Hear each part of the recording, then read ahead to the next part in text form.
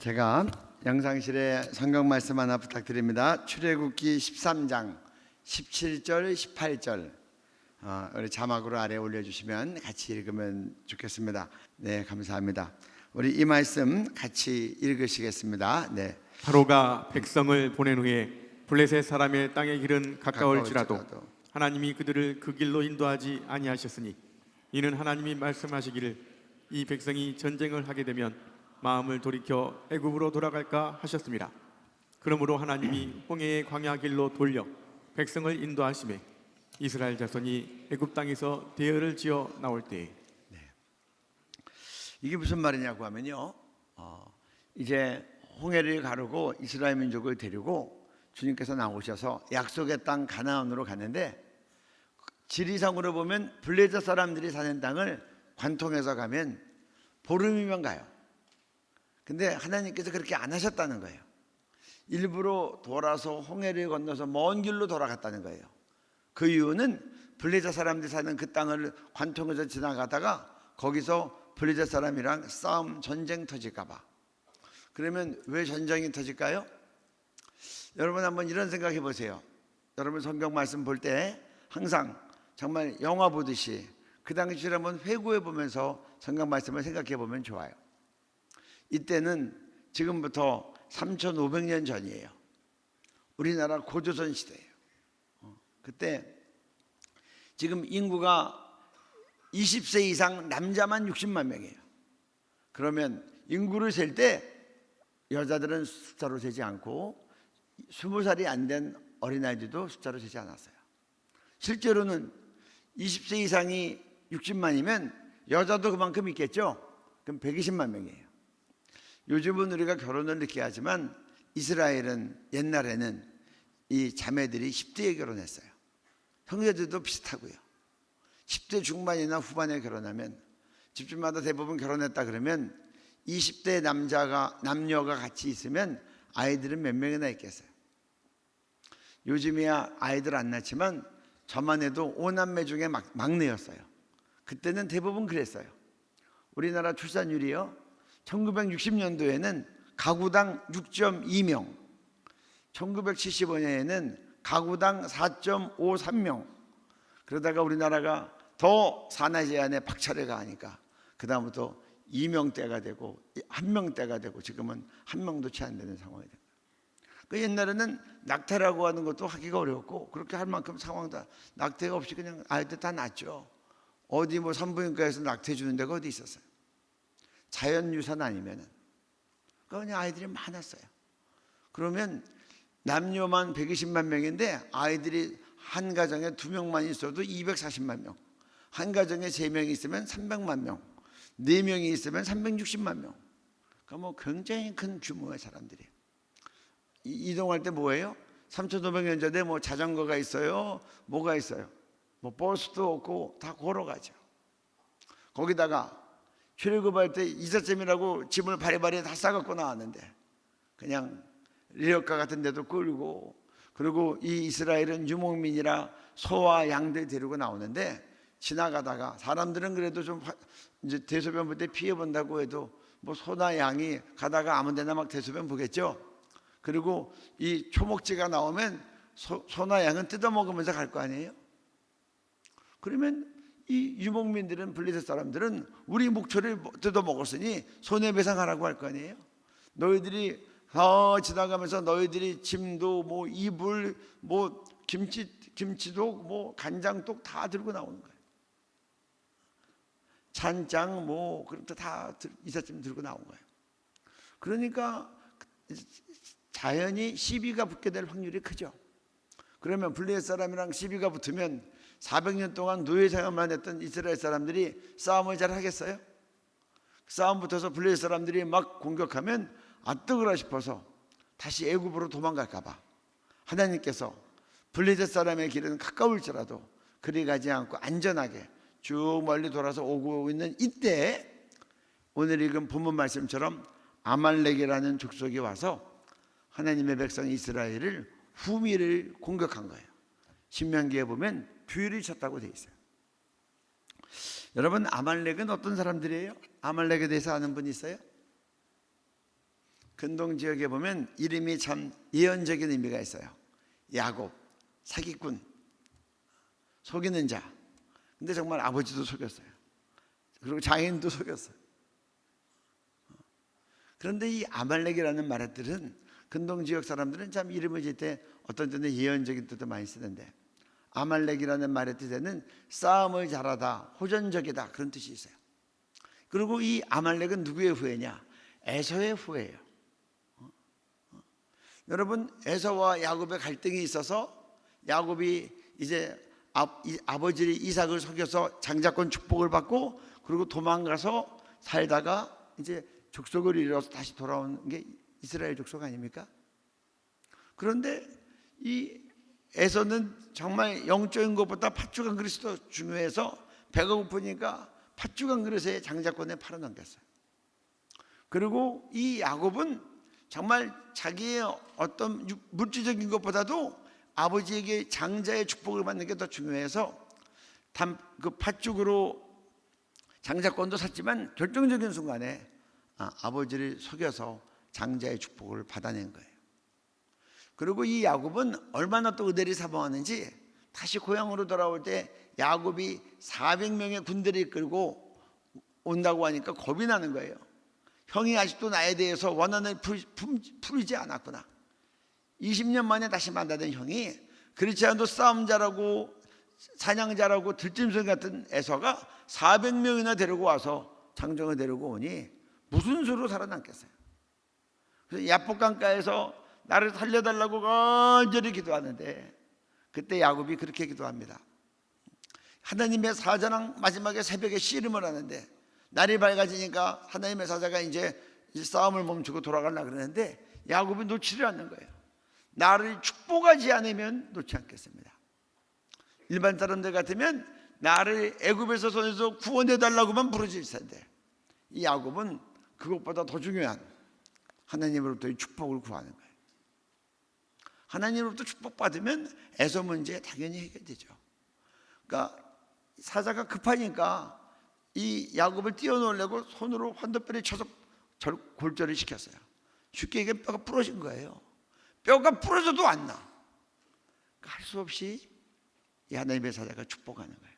그리고 네 이름을 이스라엘이라고 하겠다. 이스라엘이라는 뜻은 이제 하나님과 겨루어 이겼다. 싸움에서 죽자고 놓지 않으니 하나님이 야곱 죽일 수도 있죠. 그런데 져주신 거예요. 우리가 부모 이기는 자녀 이기는 부모가 없다고 그렇게 신령한 걸 사모하는 그 야곱. 그러니까 이 야곱의 집안은 하나님의 이제 아브라함과 이삭과 야곱의 대를 이어가는 이 언약의 민족의 계보를 이어가는 거예요.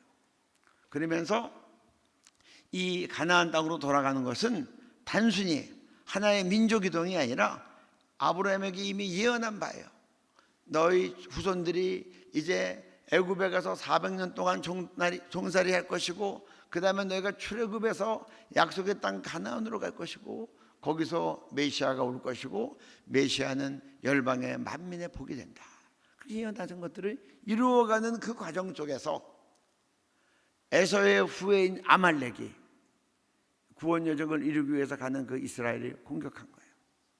그러니까 어떻게 보면 조상 때까지 올라가면 한 그릇 팥죽을 영적인 축복보다 더 중요히 여겼던 육체의 사람 에서와 신령한 곳의 사모에서는 거짓말을 해서라도 축복을 받아내는 그리고 환도뼈가 부러져도 축복을 사모했던 그 야곱과의 그 영적인 갈등과 대결이 계속해서 자손에까지 이어졌다고도 볼 수 있어요. 그리고 또 한 가지 이 여정은 단순히 한 민족의 여정이 아니라 온 인류를 구원하는 메시아를 이 땅에 보내겠다고 하는 하나님이 이스라엘 민족을 택해서 그 가운데 예수 그리스도를 보내서 온 인류를 구원하기 위한 구원의 여정인 거예요. 근데 이 구원의 여정을 중간에 태클을 걸고 공격을 하고 무너뜨리고 이스라엘 민족을 멸하려고 하는 사탄과의 영적 전쟁으로도 볼 수가 있어요. 근데 보면 사탄이 이 구원 여정 가운데 이스라엘 민족을 공격하고 할 수만 있으면 구원의 계획을 어그러뜨리려고 하는데 여러 민족이 있는데 사탄도 자기를 위해서 제일 사탄의 뜻을 잘 감당할 수 있는 그런 사람과 민족을 들었어요. 그러니까 에서도 싸움 잘하고 사냥 잘하고 들짐승 차이 잡고 들사람처럼 그런 파이터였는데 그의 조상 가운데서도 특별히 싸움 잘한다고 소문난 이 아말렉 족속, 그 족속에 들어서 이스라엘 민족을 공격하는 거예요. 사탄도 자기에게 뜻에 가장 잘 사탄의 뜻을 나타낼 그런 사람과 민족을 들어 쓰는 거예요. 그리고 하나님도 하나님의 뜻을 가장 잘 이룰 수 있는 사람과 민족을 들어 쓰시는 거예요. 여러분들은 누구한테 쓰임받는 사람과 민족이 되기를 원합니까? 우리 대한민국은 누가 사탄에게 쓰임받기를 원해요? 하나님께 끝까지 쓰임받기를 원해요? 여러분들 믿음의 선한 싸움을 잘 싸우시기 바랍니다. 대한민국을 잘 복음과 진리로 지키시기 바랍니다. 이 전쟁에 대해서 신명기에 보면 조금 더 구체적으로 얘기하고 있어요. 사탄의 전략 신명기 우리 17절, 18절, 19절 같이 한 목소리로 읽으십니다. 너희는 애굽에서 나오는 길에 아말렉이 내게 행한 일을 기억하라. 곧 그들이 너를 길에서 만나 내가 피곤할 때 내 뒤에 떨어진 약한 자들을 쳤고 하나님을 두려워하지 아니하였느니라. 그러므로 내 하나님 여호와께서 내게 기업으로 주어 차지하게 하시는 땅에서 내 하나님 여호와께서 사방에 있는 모든 적군으로부터 내게 안식을 주실 때에 너는 천하에서 아말렉에 대한 기억을 지워버리라. 너는 잊지 말지니라. 똑같은 전쟁에 대해서 이 출애굽의 리비딤 전투를 신명기에서는 조금 더 다른 각도에서 표현했어요. 여기 18절에 보니까 곧 그들이 너를 길에서 만나 내가 피곤할 때 내 뒤에 떨어진 약한 자들을 쳤고 이렇게 돼 있어요. 여러분 이걸 가지고 사탄의 공격을 좀 분석해 보기를 바래요. 여러분 우리가 그런 말 하죠. 그 사람이 그 사람이야. 그 사탄이 그 사탄이에요. 3500년 전에 이스라엘 민족을 공격했던 그 사탄이 그 방법과 그 속성이 오늘날에 똑같이 우리에게 역사하는 거예요. 단지 도구가 좀 바뀌었어요. 옛날에는 칼창 쓰고 막 그랬는데 지금은 여러분들에게는 우리에게는 스마트폰으로 공격하고 각종 혼미케 하는 미디어로 공격하고 그렇게 바뀌었지. 사탄의 속성은 동일해요. 사탄은 거짓말하는 자예요. 사탄은 살인하는 자예요. 사탄은 많은 사람들을 구원받지 못하고 지옥 가게 하는 자예요. 그 구원 여정을 이루어가는 것을 공격할 때 이들이 처음에 뭐라고 되어 있어요? 18절에 곧 그들이 너를 길에서 만나 내가 피곤할 때라고 되어 있어요. 봐서 그냥 쌩쌩하게 다 컨디션 좋고 아주 활기차게 잠 잘 자고 나와서 거뜬하게 나왔을 때 공격 안 한다는 거예요. 이제 어느 날 행군이 많았던 날, 특별히 뜨거웠던 날, 특별히 어려웠던 날, 물 구하기가 어려워서 지쳤던 날, 그런 때 봐서 아주 신체적으로 어려울 때 사탄이 공격한다는 거예요. 그러니까 여러분들이 신체 관리, 육체 관리도 잘 하셔야 됩니다. 우리의 영혼이 육체를 입고 있어서 육체가 연약할 때 사탄이 공격한다는 거예요. 옛날 번역에 보면 피곤한 틈을 타서 우리의 피곤이 사탄이 공격하는 틈이 될 수 있어요. 그래서 여러분들 사탄이 우리 육체를 가지고 공격할 때 피곤함이 틈이 되지 않도록 우리의 피곤함도 잘 관리하셔야 돼요. 성경은 우리에게 6일 동안 일하고 7일째는 주님 안에서 쉬고 예배하라고 가르쳐요. 우리 육체에 주신 주님의 원칙도 잘 지키며 우리에게 주신 육신도 잘 관리해야 될 줄로 믿어요. 또 한 가지, 여러분 이 피곤함이 사실 이 체력 때문에만 옵니까? 우리 많은 성도들과 우리 사역자들에게는 우리의 영의 충만함에 따라 이 피곤함의 이 옴이 또다시 분별될 수 있어요. 여러분 이사야 40장 31절 말씀 우리 한번 같이 읽어보겠습니다. 오직 여호와를 앙망하는 자는 새 힘을 얻으리니 독수리가 날개치며 올라감 같을 것이요 다른 박질하여도 곤비하지 아니하겠고 걸어가도 피곤하지 아니하리로다. 요 30절 바로 앞에 이런 말씀이 있어요. 소년이라도 넘어지며 청년이라도 자빠지되 오직 여호와를 앙망하는 자는 새 힘을 얻으리니 독수리가 날개치며 올라간 같고 다른 박질하여도 곤비지 않고 걸어가도 피곤치 않다는 거예요. 이 말은 우리 성도들에게 하나님을 사랑하는 사람들에게는 단순히 체력만 가지고 이런다는 게 아니에요. 신약 성경에 보면 이렇게 나와 있습니다. 너희가 무슨 일을 하려거든 하나님이 공급하시는 힘으로 하는 것 같이 해라. 이를 통하여 하나님께 영광, 존귀와 영광이 올라간다는 거예요. 여러분들, 우리가 주의 일을 하거나 또 부르심 받은 일을 할 때 여러분 체력으로만 일해요? 아니면 앙망하는 자에게 주시는 새 힘으로, 새 기름 부음으로 일하십니까?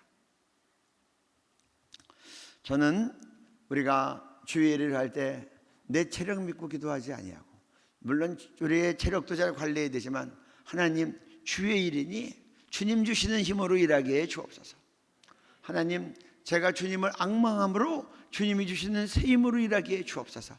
그러면 어떻게 돼요? 독수리가 날개치며 올라간 것 같아요. 여러분, 독수리가 창공 날아간다고 힘들다고 우는 거 봤어요? 독수리는 바람이 불면 날개를 쫙 피면요, 그 기류를 타고 날개 편 채 아무것도 이동하지 않고 그대로 쫙 하늘로 올라가요. 새 힘을 받은 자에 대해서 그렇게 묘사하고 있는 거예요. 각종 역경과 어려움이 와도 하나님이 주신 날개를 쫙 펴고 성령이 공급하시는 새 힘으로 그렇게 비상하는 거예요. 그리고 다른 박질하여도 마땅히 곤배해야 되는데 곤배치 않다는 거예요. 종일 걸어가도 피곤치 않다는 거예요. 왜요?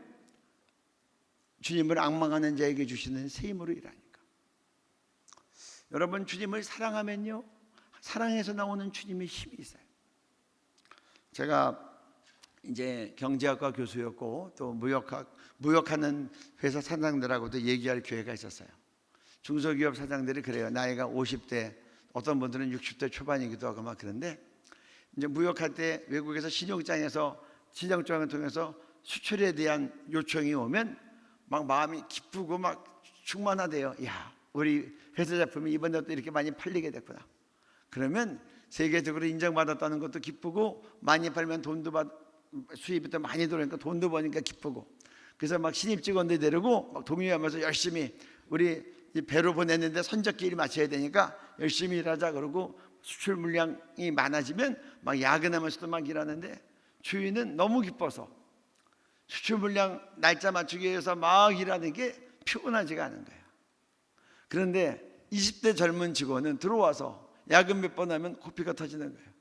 그리고 피곤해해요. 왜 이런 차이가 있죠? 사장은 자기 일이에요. 자기 회사가 잘 되고 돈을 많이 벌고 기쁘고 그러니까 힘들지 않은 거예요. 근데 20대 이 젊은 직원은 사장님보다 훨씬 젊고 힘이 있지만 더 피곤해, 더 짜증나, 그리고 야근해야 되니까 더 고달퍼서 그냥 코피가 터지고 나. 이 직원에게는 이게 내 일이 아니라 남의 일이에요. 이게 나하고 상관없는 일이고, 일이 많아지면 그게 짜증이 나는 거예요. 여러분들은 주님의 일을 할 때 아들 같은 마음으로 일합니까? 아니면 싹군 같은 마음으로 일합니까? 주의 일이 잘 될 때, 주께서 맡겨주신 일을 보면서 우리가 맡겨진 영혼이나 어떤 일들을 섬겨나갈 때 정말 주님을 사랑함으로 감격하고, 하나님, 저 같은 부족한 자에게 이런 귀한 일을 맡겨주셔서 영광입니다. 사랑함으로 일하면 힘들지 않아요. 제가 지금도 기억나는 아주 오래전에 읽었던 신문의 인터뷰 기사가 있어요. 옛날에는 지금처럼 장애인 시설도 없었고 휠체어라는 게 어디 있어요. 그러니까 장애우가 태어나면 어머니가 업어서 초등학교 교실에다 갖다 놓고 끝날 때가 되면 또 와서 그 아이를 업고 가는 거예요. 근데 기자가 인터뷰를 하는데 어머니가 그렇게 얘기해요. 내가 이 자식보다 하루만 더 살고 죽었으면 좋겠어요. 자기 생각에 누가 자기만큼 이 아들을 돌보겠냐는 거예요. 내가 이 아들 끝까지 돌보고, 그리고 이 아들 죽고 난 다음에 내가 그 다음날 죽었으면 좋겠다는 거예요. 일반 사람들 간병인 같으면 힘들다고 하고 짜증나고 돈 제때 안 주면 화내고 그럴 수 있는데, 어머니가 어디 돈 받고 일하세요? 그리고 있는 거 다 주고도 더 못 줘서 안타까워하고. 그래서 어머니에게는 이 장애가 있는 아들을 섬기는 게 짐이 아닌 거예요. 그리고 혹여나 내가 먼저 죽으면 이 아이 제대로 대접받지 못하고 살까봐 이 아이 죽고 난 그 다음날 저 죽게 해주세요. 그런 소원을 갖고 있는 거예요. 여러분들은 주님의 일을 할 때 어떻게 일합니까? 맡겨진 일을 부서에서 일하다가 쟤보다 내가 조금 더 많이 일을 맡으면 짜증이 납니까? 우리는 일꾼이에요, 싹꾼이에요? 우리는 아들로 일합니까? 아니면 월급 받고 일합니까?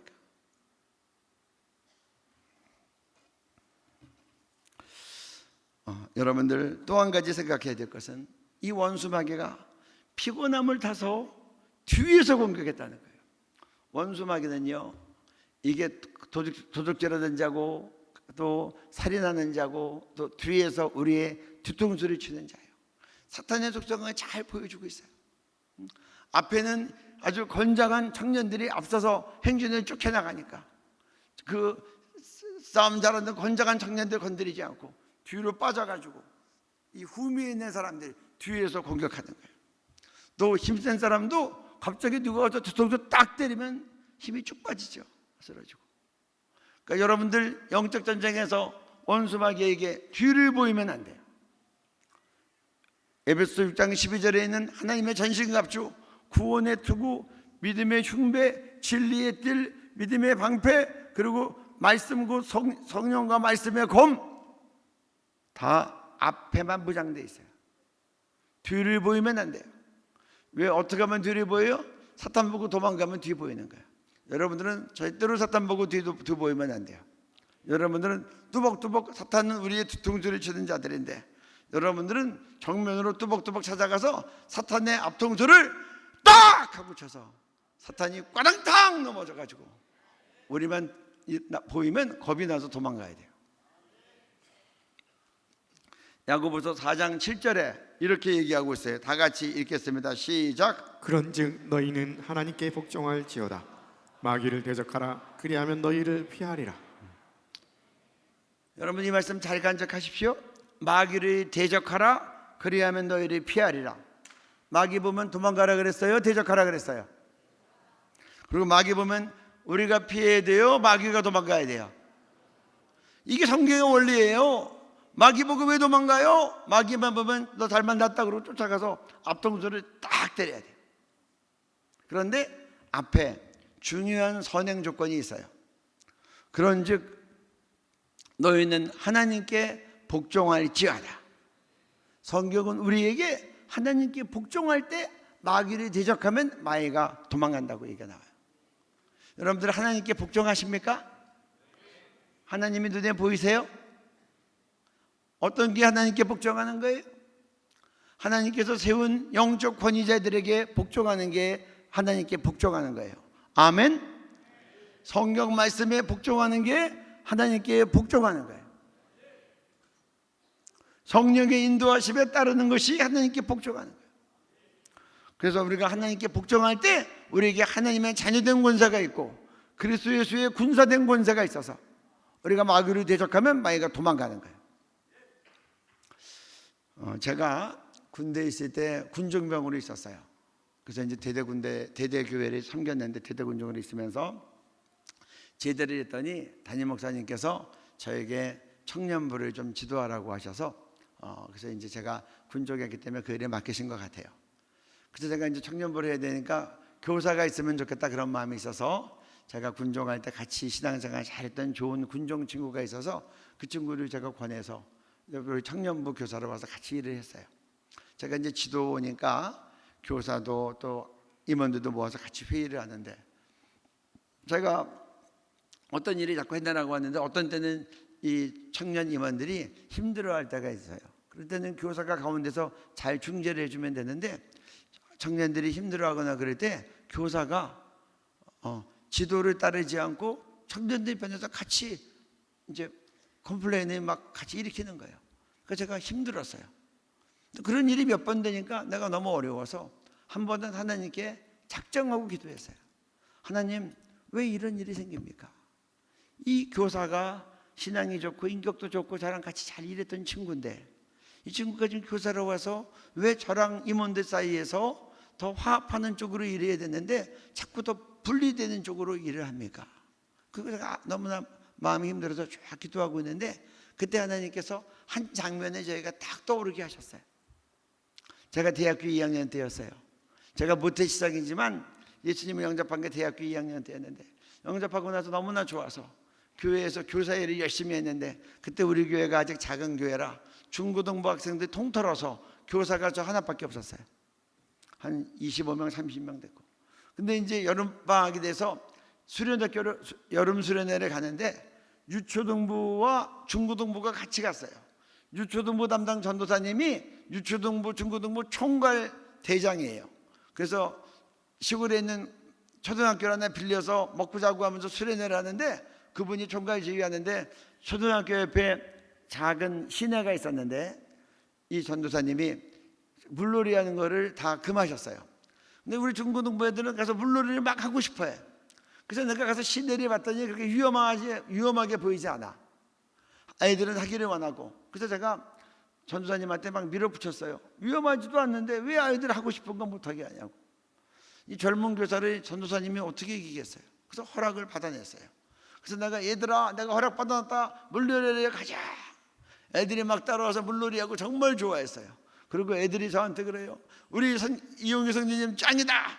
전도사님은 방해 못하게 하셨는데 이 성도님이 하게 해줬다. 저는 인기가 올라갔고 우리 전도사님은 어려워졌어요. 근데 그날 밤이었어요. 제가 밤늦게 돌아오는데 초등학교 마당에다가 본부 텐트를 쳤는데 밤늦은 시간에 본부 텐트에 불이 켜져 있는 거예요. 전구가. 누가 이 시간에도 안 자고 있냐고 해서 봤더니 전도사님이 거기 혼자 앉아 계시는데 매우 쓸쓸한 표정으로 앉아 계셨어요. 그때 제 양심이 이제 아프기 시작했어요. 아, 내가 전도사님에게 잘못했구나. 전도사님 마음을 아프게 했구나. 내가 애들이 좋아하는 거 시킨다고 그렇게 밀어붙여서 전도사님을 마음을 아프게 하고 남한 아이들한테 그렇게 인기 좋은 성도님 되고 내가 잘못했구나. 그래서 내가 들어가서 전도사님한테 용서를 빌었으면 참 좋았을 텐데 피곤하니까 그러지 않고 그냥 들어가서 자버렸어요. 그러고는 잊어버린 거예요. 그런데 회개하지 않은 죄가 나를 찾아내는 거예요.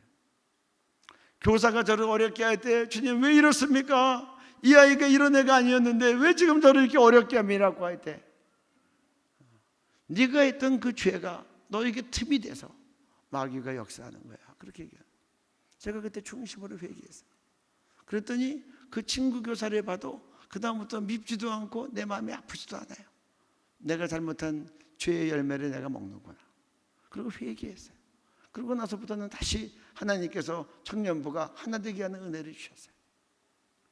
여러분, 우리가 영적 권위에 복종할 때 우리에게도 권세가 주어지는 거예요. 우리가 그리스도 예수의 좋은 군사로 싸울 때, 우리가 조직원으로서 윗사람에게 복종하고 아랫사람도 바르게 지도할 때 우리에게 군사되는 권세가 나가는 거예요. 우리가 하나님 뜻에 복종할 때 하나님의 자녀된 권세가 나가는 거예요. 그래서 여러분들은 영적 전쟁할 때 하나님께 복종할지어다 그 다음에 마귀를 대적하라. 그러면 너희를 피하리라. 하나님 자녀가 마귀 새끼 보고 도망다니면 되겠어요? 하나님 망신 내 망신. 여러분, 마귀는 도망다니라고 있는 게 아니라 우리가 내쫓으라고 있는 거예요. 아멘. 예수님이 이 땅에 오셨는데 성경 말씀은 그렇게 얘기해요. 예수님이 이 땅에 오신 것은 마귀의 일을 멸하기 위함이다. 그리고 또 한 가지 우리가 돌아봐야 될 것은 사탄은 늘 떨어진 약한 자들을 찾아요. 여러분, 내가 동물의 왕국에서 사자가 사냥하는 거 봤는데 저는 그때 관심을 가지고 유심히 봤어요. 사슴떼 지나가고 기린 지나가는데 따로 떨어져 있으면 그건 백발백중이에요. 잘 모르고 있다가 떨어져 있는 거는 그냥 가서 확 덮치면 그냥 순식간에 먹이가 되는 거예요. 무리 가운데 있으면 서로 도와주고 함께 막 이제 달라붙으니까 사자도 어떻게 하기가 어려워요. 여러분, 교회가 영적 전쟁 중일 때, 교회가 시험이 있거나 우리가 정말 어려운 일이 당했을 때 지도자들과 기도하는 분들은 우리 교회에 떨어진 약한 자들이 누구인가 돌아보셔야 돼요. 사탄이 그들을 공격할 수 있어요? 그들을 잘 돌보는 것이 목양의 지혜고 또 교회를 공동체를 잘 지키는 그런 방법이에요. 베드로전서 5장 8절 9절 같이 읽습니다. 같이 읽겠습니다. 근신하라 깨어라 너희 대적 마귀가 우는 사자같이 두루다니며 삼킬 자를 찾나니 너희는 믿음을 굳건하게 하여 그를 대적하라. 아까 제가 사자 얘기한 것처럼 원수 마귀는 우는 사자와 같이 두루다니며 누가 먹잇감이 있나 없나 보고 있는 거예요. 그래서 우리 교회에 원수 마귀가 틈타지 못하도록 교회적으로 영적 전쟁할 때 더 깨워서 많은 여기 교회에 있는 지도자분들, 우리 목회자, 또 장로님, 권사님들, 또 구역장님들 잘 돌보시며 공동체를 지켜나가시기를 부탁합니다. 이와 같은 전체 앞에서 하나님은 어떻게 이스라엘 민족을 구원하셨냐? 여기 성경 말씀에 보니까 뭐라고 되어 있어요? 이 이스라엘 민족의 첫 전쟁이에요. 이스라엘 민족은 한 번도 싸워본 적이 없는데 싸움 잘한다고 소문난 아말렉이 와서 공격을 하는데, 여기 보니까 출애굽기 17장 9절에 보면 모세가 여호수아에게 이르되 우리를 위하여 사람을 택하여 나가서 아말렉과 싸워라.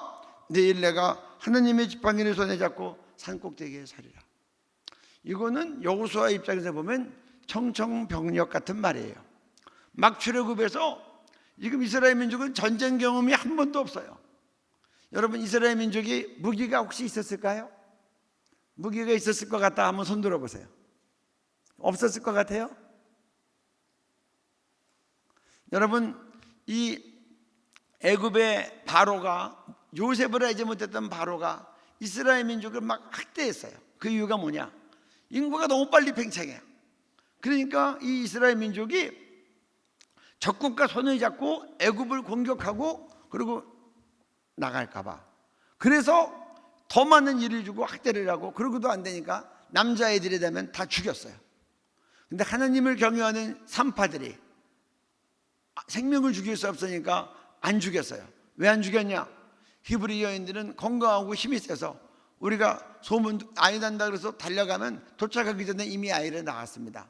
그래서 우리가 죽일 수 없었어요. 그렇게 거짓말을 했어요. 그래서 이스라엘 민족을 아주 위험성 있는 적의 후보로 봤기 때문에 그들에게 무기를 주었을 리도 없고 군사훈련을 시켰을 리도 물론 없어요. 전쟁 경험이 한 번도 없는데 처음에 싸움 잘하는 아말렉과 싸움 붙었는데 여호수아가 어쩌겠어요. 근데 모세는 그런 거야. 내가 전쟁터에 안 나가. 나는 산꼭대기에 가서 그래서 지팡이를 손에 잡고 산꼭대기에 있을 거야. 이거는 인간적인 상식으로 할 수 없는 거예요.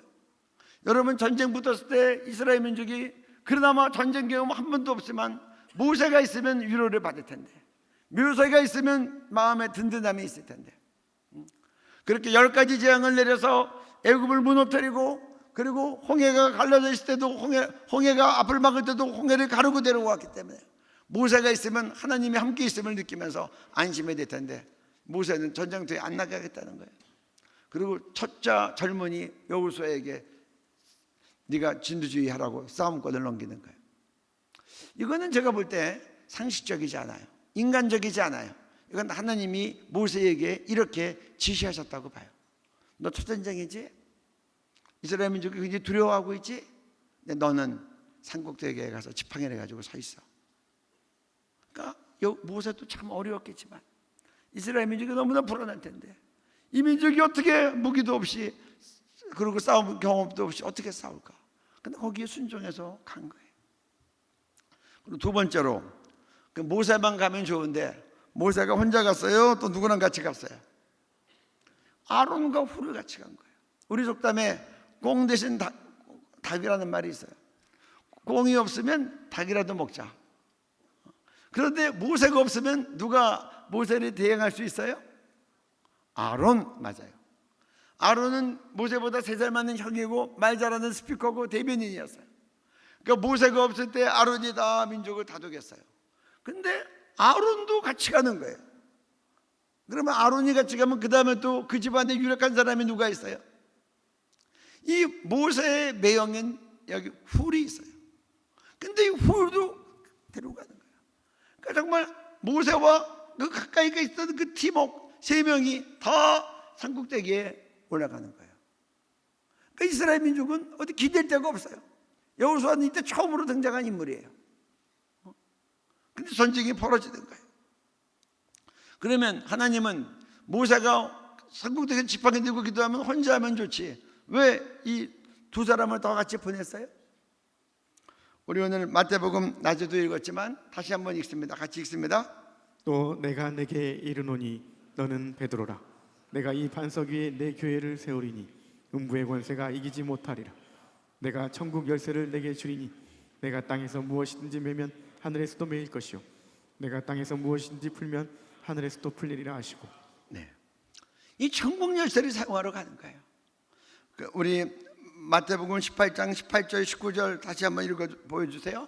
이 말씀 같이 읽습니다. 진실로 너희에게 이르노니 무엇이든지 너희가 땅에서 매면 하늘에서도 매일 것이요 무엇이든지 땅에서 풀면 하늘에서도 풀리리라. 진실로 다시 너희에게 이르노니 너희 중에 두 사람이 땅에서 합심하여 무엇이든지 구하면 하늘에 계신 내 아버지께서 그들을 위하여 이루게 하시리라. 둘이서 기도하면 영적으로 묶으면 묶이고 풀리면 푸는 이런 합심기도의 능력이 있기 때문에 하나님께서 모세 혼자 가지 않고 함께 모세 옆에서 하나님을 체험했던 아론과 홀을 함께 보낸 거예요. 나중에 보면 알지만 손을 들고 기도하다가 너무 피곤해서 손이 내려오면 이스라엘이 져요. 그러니까 아론과 홀이 손을 이제 모세를 이 반석 위에 앉히고 돌이 앉히고 그 팔이 붙잡아서 안 내려오게 해요. 여러분, 팔만 붙잡는 거라면 젊은이 둘이 가면 돼요. 그런데 왜 하필이면 할아버지 두 명이 같이 있냐고요. 여러분, 가장 믿음 좋은 사람들, 가장 하나님을 많이 아는 분들이 함께 연합해서 기도하라고 하는 뜻이에요. 아론은 누구보다도 모세 다음으로 하나님을 많이 체험한 사람이에요. 홀은 아론과 모세 다음으로 하나님을 많이 옆에서 체험한 사람이에요. 그러니까 믿음의 사람들이 연합해서 기도할 때 교회의 천국 열쇠가 역사되는 거예요. 여기 교회 어르신들, 일상 가운데 하나님을 많이 경험하신 그런 어르신들 나오셔서 기도하셔야 돼요. 그래서 어른들이 다음 세대를 축복하면서 우리 아들, 딸들과 손자, 손녀들을 축복하면서 함께 연합해서 기도해서 그래서 승리 있게 하는 거예요. 또 한 가지 부탁 말씀드립니다. 아니, 노인들이 바닥에서 광야가 뜨거우니까 텐트 치고 그 안에서 기도하면 되지. 왜 산꼭대기까지 올라가요? 응? 왜 올라갔어요? 산꼭대기 올라가면 뭐가 보여요? 싸움 광경이 보여요. 보면서 기도하라는 거예요. 손을 들고 기도하면 이기는데 이스라엘 민족이 싸움 경험도 없고 무기도 없는데 전부 다 집합하니까 뭐 들고 나왔을까? 자기 집에서 제일 쓸만한 거 곡괭이 들고 나오고, 누구는 제일 큰 식칼 들고 나오고, 누구는 망치 들고 나오고, 줄도 제대로 섰겠어요? 군대 갔다 와야지 줄을 맞추지. 그래가지고 있다가 싸움이 붙었는데, 제가 베트남 군대에 있을 때 베트남 전쟁에 참가했던 고참들이, 직업군인들이 얘기하는데, 전쟁 처음에 나가면 첫 전투 나갈 때는 너무나 겁이 나서 눈 감고 하늘에다가 총을 막 쐈대요. 고참들은 총을 제대로 적을 보고 쏘는데, 그러다가 전쟁에 몇 번 나가니까 그 다음부터 앞이 보이고 총을 쏘게 되더래요. 이스라엘 민족이 지금 첫 전투 나갔는데 뭐가 겁이 나고 배운 것도 없고, 그러니까 제가 볼 때 눈 감고 막 휘둘렀을 것 같아요. 근데 모세가 손을 들고 기도하면 아말렉이 알아서 와서 맞아 죽어. 눈 감고 휘둘러도 맞아 죽고, 곡괭이를 뒤로 하면 뒤에 놈이 맞아 죽고. 그러다가 모세가 십이 쳐서 손이 내려오면 본색이 드러나는 거예요. 아말렉은 싸움을 잘하고 이스라엘 청년들은 피리토하고 쓰러지는 거예요. 그러니까 막 이 모세가 어떻게 손을 내릴 수가 없어. 손이 발이 떨어질 것 같은데, 보면서 기도하면 기도를 끝까지 하게 되고, 보면서 기도하면 기도하는 손을 내릴 수 없고, 그래서 아론과 우리 이제 옆에서 붙잡아서 그 손이 안 내려오게 하는 거예요. 여러분들이 선교사님을 위해서 기도할 때도 계속해서 현장 소식을 들어가면서 기도해야 됩니다. 1년 전에 준 기도 가지고 계속 기도하면 안 돼요. 보면서 기도해야 돼요. 보니까 저기 박철수 청년이 맞아 죽을 것 같은데 저기 구해주세요. 여기 보니까 여호수아 뒤에 아말렉이 칠라 그러네. 여호수아 지켜주세요. 정확한 기도가 낭비 없이 나가는 거예요. 그래서 우리는 현장을 보면서 기도해야 됩니다. 담임 목사님을 위한 기도도 면회 갔다 온 분들의 그때그때의 소식을 듣고 날마다 밤마다 모였을 때 날마다 온 그 담임 목사님에 대한 소식을 가지고 기도하시기 바랍니다. 그래서 우리의 기도가 허공을 치는 것 같지 않고 상대방의 급소를 정확히 쳐야 되고 꼭 필요한 기도를 해야 되는 거예요. 그래서 여러분들은 기도할 때 현장을 보면서, 선교 현장을 보면서, 국가를 위해서 볼 때 기도할 때는 국가의 뉴스를 보면서, 북한을 놓고 기도할 때는 북한 소식을 들으면서, 그리고 담임 목사님과 교회를 위해서 기도할 때는 담임 목사님 그날 면회 갔다 온 분들의 소식을 들으면서 그렇게 날마다 승리하는 기도하시기 바랍니다. 마지막으로 여러분, 이 전쟁이 끝날 때까지 기도하는 수는 내려올 수 없었어요. 왜냐하면 내려오면 하나님의 능력은 나타나지 않고 이스라엘 민족은 자기 실력으로 아말렉을 이길 수 없어서 칼과 창에 피를 토하고 쓰러지는 거예요. 여러분, 기도는 영적 전쟁이 끝날 때까지 하는 겁니다. 그래서 전쟁이 끝날 때 기도가 끝나는 거예요. 피곤하다고 쉬면 그때는 우리 하나님의 진영이 무너지고 누군가는 사탄의 칼날에 피를 흘리고 쓰러지는 거예요. 교회가 영적 전쟁의 시작이 되면 기도는 영적 전쟁이 끝날 때까지 가는 거예요. 기도하는 손은 내려오지 않고 가는 거예요. 그리고 한 사람이 계속 기도했을 때 누군가 그 기도하는 발을 붙잡아 주듯이 이 큰 예배당에 누구는 새벽 기도하고 누구는 낮에 오고 누구는 오후에 오고 누구는 저녁 때 오고 여러분들은 시간 될 때마다 와서 기도하는 이 공간이 누군가의 기도로 계속해서 진행되어야 될 줄로 믿습니다. 아멘. 여러분들 밤마다 기도하는 거 아주 중요하고 결정적으로 중요해요. 합심하여 강력하게 기도하면 이 캠프파이어 할 때 장작들이 다 모아두면 큰 불이 올라가는 것처럼 큰 돌파가 있을 것입니다. 그리고 동시에 여러분이 담임 목사님 이제 구속된 기간이 끝나서 자유롭게 나오실 때까지 여러분들의 기도가 이 예배당에서 쉬지 않고 올라가기를 바랍니다. 여러분들의 교구별 금식 기도가 쉬지 않고 올라가기를 바랍니다. 그래서 우리의 기도는 전쟁이 끝날 때까지다. 그리고 전쟁이 끝나면 기도는 쉰다. 여러분들 평생에 기도 쉬는 죄를 범치 않았던 사무엘 같은 그런 기도의 역사가 우리 세계력 교회에 나타나기를 주님의 이름으로 축복합니다.